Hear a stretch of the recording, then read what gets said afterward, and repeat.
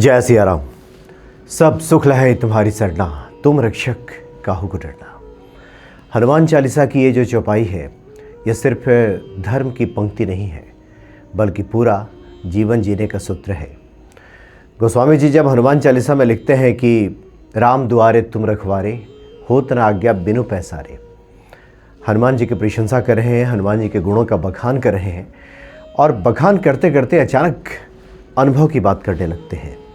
कहते हैं कि आप राम के द्वार के रक्षक हैं और बिना आपकी आज्ञा के, या जब तक प्रभु राम आज्ञा न दें तब तक आप किसी को अंदर जाने नहीं देते, राम से मिलने नहीं देते।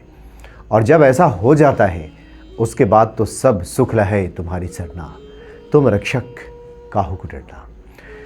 हनुमान भक्ति की जब आज से लगभग 2.5-3 साल पहले शुरुआत हुई थी, तो उस वक्त 2-3 चौपाइयों का हम शुरू में जिक्र किया करते थे, उसकी चर्चा करते थे शुरू में।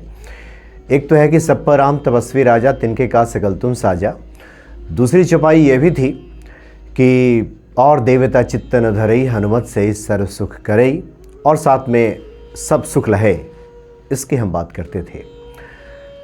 बाद में इसकी चर्चा करते करते और प्रत्येक कार्यक्रम के पहले ये चौपाई कहते कहते सुनने वालों को भी, भक्तों को भी, दर्शकों को भी, कुछ हमारे जो जानने वाले लोग हैं उनके लिए भी ये इतना स्वाभाविक सा हो गया कि जिस दिन हम अगर सब सुख लहे तुम्हारी सरना ना कहें किसी कार्यक्रम में, तो लोग लिखते थे, कहते थे कि आपने इस चौपाई से शुरुआत नहीं की है, कुछ अधूरा सा लग रहा था, इसलिए इसी चौपाई को आप कहा कीजिए।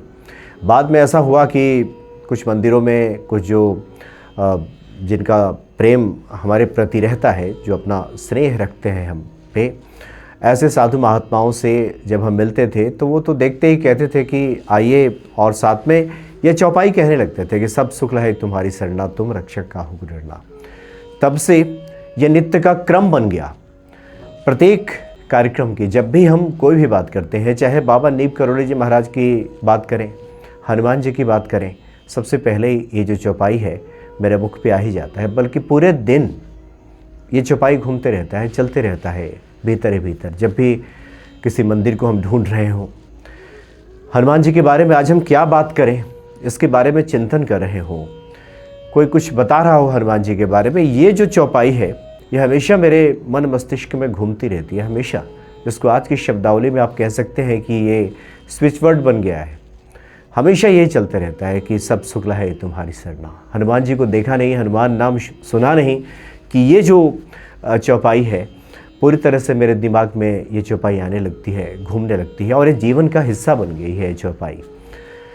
दरअसल गोस्वामी जी इसमें लिखते हैं कि सब सुख, सिर्फ सुखों की बात नहीं करते। प्रभु राम की जो लोग शरण में हैं, जो हनुमान जी की शरण में है, सब सुख मिल जाता है। सब सुख का मतलब यहाँ पे इस कलयुग में यह है कि सुख का मतलब सिर्फ यहाँ पे धन समृद्धि नहीं है कि बहुत पैसा आ गया, बहुत बड़ी गाड़ी हो गई, बहुत बड़ा मकान हो गया, ये तो है ही। उससे ज़्यादा कहीं जो सब सुख का तात्पर्य है आजकल के समय में कि मानसिक शांति। जो हनुमान जी की शरण में जाते हैं, और ये जो चौपाई है जो गोस्वामी जी कह रहे हैं, अपनी अनुभव सिद्ध जो बातें बता रहे हैं, सबसे पहले तो आपको मानसिक शांति मिल जाएगी, मन की जो बेचैनी है वो खत्म हो जाएगी। क्योंकि आपको ये बात समझ में आ जाएगी कि आप जिसके शरण में हैं वो संकट मोचन है, वो ऐसे हैं जो आज तक कभी परास्त नहीं हुए, कभी असफलता उनके जीवन में नहीं आई, ऐसे हैं हनुमान जी, और उनकी शरण में आप हैं और वो आपके रक्षक हैं।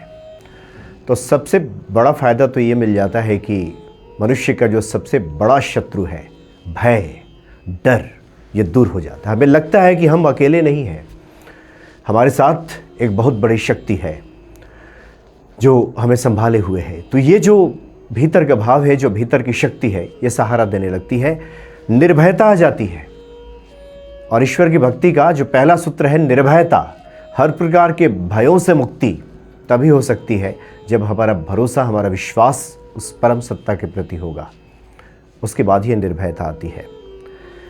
धर्म युक्त सफलता मिलने लगती है। सफल तो बहुत लोग हैं, सफलता हर क्षेत्र में है, लेकिन कई बार अधर्म करते हुए सफलता मिलती है, और जिसका नतीजा ये होता है कि आखिरी जो परिणाम आता है वो बहुत चिंतित करने वाला होता है।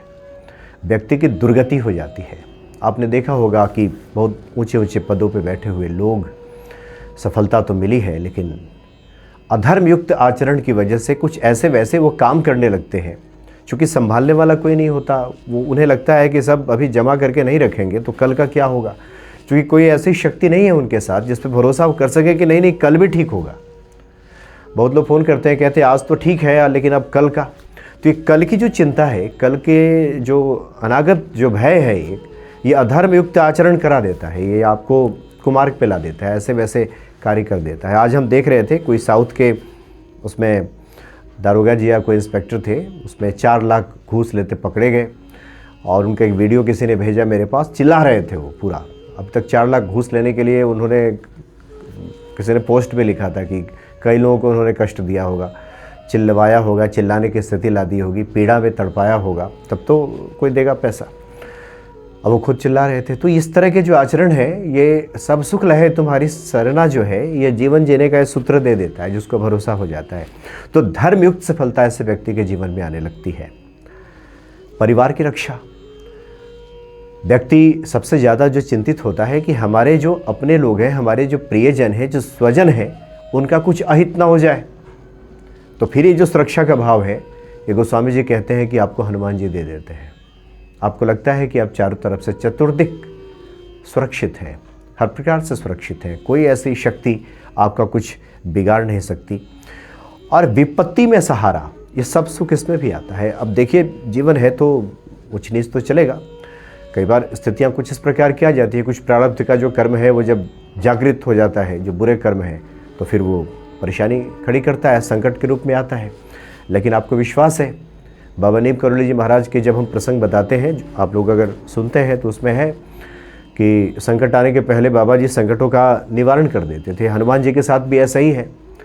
जब वो सुंदरकांड में जब वो जाते हैं माता सीता जी के पास, रावण रूपी संकट बाद में आता है तलवार लेकर के, लेकिन हनुमान जी तरु पल्लव में रहा लुकाई। गोस्वामी जी लिखते हैं कि वो छुप करके पहले ही बैठे हुए हैं और नीचे फिर सब खेल चल रहा है रावण का। अब ऐसा वैसा कुछ करेगा कि हनुमान जी वहाँ से कूदेंगे, कूद सकते थे, लेकिन राम जी का कार्य बिगड़ न जाए तो कूदे नहीं। लेकिन हाँ, ये है कि अगर विपरीत परिस्थिति आती तो छोड़ते भी नहीं, तो संकट मोचन आ जाते हैं पहले। तो विपत्ति में सहारा मिल जाता है, एक भरोसा ये बनता है। जो हनुमान जी की शरण में है उसकी रक्षा फिर धर्म करने लगता है। धर्मयुक्त वो आचरण करेगा तो उसकी रक्षा स्वयं धर्म करने लगेगा। एक और बहुत महत्वपूर्ण बात गोस्वामी जी यहाँ पे लिखते हैं, जो कि अवधी भाषा में उन्होंने लिखा है ये, कि सब सुख लहे। ये जो लहे शब्द है, ये अवधी भाषा का और भोजपुरी का, जो लोग भोजपुरी से वाकिफ़ हैं, भोजपुरी भाषा जानते हैं, वो कहते हैं कि लह गया, लह गईल। मिलने वाला तो नहीं था, मिले के तनार अल्लाह, लह गईल लोग कहते हैं। अवधी में उधर लखनऊ, उधर आप जो पश्चिमी बिहार के क्षेत्र है, जो भोजपुरी क्षेत्र है पूरा, वहाँ लोग कहते हैं लह गया, लह गई। लह गई का मतलब कि मिलने वाला नहीं था। जो भगवान शिव के बारे में कहा जाता है कि प्रारब्ध भी बदल देते हैं, वो आपके भाग्य में नहीं भी हो तब भी दे देते हैं, तो ये लहना उसी को कहते हैं। लहे, ये गोस्वामी जी यहाँ लिख सकते थे, सब सुख मिले तुम्हारी शरणा, लिख सकते थे। लहे, ये लहना शब्द, ये लहना का हिंदी में इसका समानार्थी शब्द ढूंढने नहीं मिलते, इंग्लिश में तो मिलता ही नहीं है। ये लहे, इसका जो भाव है वो ये है कि जिसको नहीं भी मिलना रहता है, वो डिज़र्व नहीं करता, उसकी ऐसी कोई योग्यता नहीं है, ऐसी कोई उसको सामर्थ्य नहीं है कि उसको मिलना चाहिए। बहुत से लोग ऐसे हैं जिनको आप देखेंगे, देख के लगेगा कि डिज़र्व नहीं करते, इनको कैसे मिल गया, तो लह गया है। तो हनुमान जब चाहते हैं तो लह जाता है। तो सब सुख लहे, गोस्वामी जी कहते हैं कि लह जाएगा, फिर आपको नहीं भी मिलने वाला होगा, मिल जाएगा। एकदम विश्वास रखें, परेशान ना हो, जो मिलने वाला है वो तो मिलेगा ही, वो तो भाग्य में जो है वो तो मिलेगा, नहीं भी जो है वो भी मिल जाएगा। लहे, सब सुख लहे, ये तमाम तरह के जो सुख हैं ये आपको हनुमान जी दे देंगे, लह जाएगा आपके जीवन में। इसमें ये नहीं परेशान होना है कि हाथों की रेखाएं क्या कहती है, ये कुंडली वगैरह क्या है, इससे भी परेशान होने की आवश्यकता नहीं, वो सब मिल जाएगा, लह जाएगा। सब सुख लहे तुम्हारी सरना। तो और तुम रक्षक, यह रक्षक का जो यहाँ पे तात्पर्य है कि किससे रक्षा, बाहरी शत्रु से ज़्यादा गोस्वामी जी यहाँ भीतरी शत्रुओं की बात कर रहे हैं। जैसे चिंता, ये बहुत बड़ी शत्रु है। जीने नहीं देता व्यक्ति को, सोने नहीं देता। सब चीज़ ठीक है, दिन में सब कुछ है, रुपया पैसा सब आ रहा है, सब आनंद ही आनंद है। रात में सोने गए, इतने चिंतित हो गए कि नींद ही गायब है, नींद ही नहीं आ रही है। अब करवट पे करवटें बदलते रहे, गीत गा रहे हैं, फिर नींद नहीं आ रही। नकारात्मक सोच, बिना मतलब का, दिमाग खराब है एकदम, ऐसा वैसा फिर सोचे जा रहे हैं, उसका कोई मतलब नहीं है। असफलता का डर, लगता है कि अगर फेल हो गए तो क्या होगा, तो हो गए तो हो गए। ये भाव नहीं आता ऐसे लोगों को जो लोग हनुमान जी की भक्ति में नहीं है। जो है अब जो होगा सो, तुलसी भरोसे राम के निर्भय हो के सोए। होनी अनहोनी नहीं, अनहोनी होनी नहीं, होनी हो सो होए। जब गए थे वहाँ अयोध्या में, वहाँ पे हनुमानगढ़ी में, तो प्रेमदास जी जो महाराज हैं, राजूदास जी के गुरु जो प्रेमदास जी महाराज हैं, उनसे मौका मिला हनुमान जी की महिमा जानने का। हनुमान भक्ति पे आपने देखा भी है। तो उन्होंने शुरुआत ही यहीं से की कि तुलसी भरोसे राम के निर्भय होके सोए। जिसको भरोसा राम जी का होता है ना, वही निर्भय होके सोता है। अनहोनी होनी नहीं, अनहोनी होगी नहीं कुछ, अहोनी हो सोए, जो होना है होए, किसको चिंता। तो तुम रक्षक काहू को डरना। जब हनुमान जी रक्षक बन जाते हैं तो किसी बात से डरने की भी आवश्यकता नहीं। असफलता का डर खत्म, भविष्य का भय खत्म। बहुत सारे लोग जो ऐसे वैसे काम करते हैं, गलत काम करते हैं, भविष्य को संवारने के लिए करते हैं। उनको लगता है कि भविष्य से हमारा ठीक हो जाएगा, चमक जाएगा, बाद में कोई दिक्कत विक्कत नहीं होगी, यही सोच के लोग करते हैं। लेकिन इसका परिणाम ठीक उल्टा आ जाता है। इसलिए ये जो चौपाई है, इसमें हम कोई अनुष्ठानात्मक बात नहीं बताएंगे, ये जीवन का सूत्र है, ये जो चौपाई है। इसलिए इसको आप स्विच वर्ड्स की तरह इस्तेमाल कीजिए। स्विच वर्ड्स हमने इसलिए कह दिया कि स्विच वर्ड्स से लोग जल्दी समझ जाते हैं कि बार बार रिपीट करना है। अगर इसको सूत्र रूप में लेना है तो जो नियम कहता है कि 3 बार कहिए और 1 बार लिखिए, तो 108 बार आप ऐसा करेंगे तो एक तरह से ये जागृत हो जाती है चौपाई। और रोज़ कहिएगा, दिन भर कहेंगे तो फिर तो ऐसे ही जागृत हो जाएगा। 3 बार बोलिए, सब सुख लहे तुम्हारी शरणा, तुम रक्षक काहू को डरना, ऐसे 3 बार बोलिए और 1 बार लिख लीजिए। तो 108 बार जब लिख लेंगे आप, तो स्विच वर्ड्स का जो नियम है, जो हमारा सबकॉन्शियस माइंड का नियम है, वो कहता है कि 108 बार जब ऐसा करेंगे तो ये बार बार जब रिपीट होगा, बार बार रिपीट होगा, बार बार रिपीट होगा। नाम जप में भी यही होता है। तो हमारा जो सबकॉन्शियस है उसको पकड़ लेता है, उसको फिर फलित कराना शुरू कर देता है। सब सुख लहे तुम्हारी शरणा, तुम रक्षक काहू को डरना। हनुमान जी सभी सुखों के प्रदाता है। सब सुख, सब मतलब सब, अब इसमें ये नहीं वो नहीं, नहीं, सब सुख। सब सुख का यहाँ पे है धर्मयुक्त सुख। ऐसे वैसे सुख हनुमान जी नहीं प्रदान करेंगे कि कल आपका गला ही फंस जाए, जेल जाने की नौबत आ जाए। कुछ ऐसे आकंठ नहीं डुबा देंगे कि मतलब 5 उंगली घी में और सिर कड़ाही में। एक संत बता भी रहे थे कि हनुमान जी किसी को उसमें माया में पूरा डुबोते नहीं है एकदम, कि उसको पूरा एकदम माया में डुबोए हुए हैं, वो सब भूला हुआ है, निकालते हैं। सुग्रीव के प्रसंग में इस तरह की बातें आती हैं कि राम जी का काम भूल करके वो डूब गए थे माया में, तो जाके याद दिलाए हनुमान जी। मित्र थे उनके सुग्रीव के, तो उन्होंने कहा कि लक्ष्मण के बाण को याद करो, प्रभु राम के कोप को याद करो, छोड़ो ये सब काम और उसके बाद राम जी के काम में लग जाओ। तो इस प्रकार से हनुमान जी, ये जो हनुमान जी की जो चौपाई है, अगर कोई इसको सूत्र रूप में, इसको स्विच वर्ड्स की तरह दिन भर अगर इसको दिमाग में रखता है, जपता है, हनुमान जी की छवि को याद करता है, तो उसके जीवन में सभी सुखों की प्राप्ति हो जाती है। और सबसे महत्वपूर्ण, जो मैं पहले ही कहने वाला था, सबसे महत्वपूर्ण, व्यक्ति की पराधीनता खत्म हो जाती है। पराधीन सपने हो सुख नहीं। जो पराधीन व्यक्ति है उसको सपने में, पराधीनता कई अर्थों में है। कोई भी आपके ऊपर बैठा हुआ है तो फिर आप पराधीन ही एक तरह से हैं, पराधीन है। वो नियंत्रित कर रहा है, वो बता रहा है ये कीजिए, वो मत कीजिए, ये कीजिए, वो ऐसे क्यों किया, वैसे क्यों किया। ये सब पराधीनता की ही अवस्था है। तो विश्वास रखें, जो लोग हनुमान जी की शरण में जाते हैं, हनुमान जी सबसे पहले उसको तो स्वाधीन बना देते हैं, स्वतंत्र कर देते हैं। कोई बॉस फिर उसके ऊपर नहीं होता।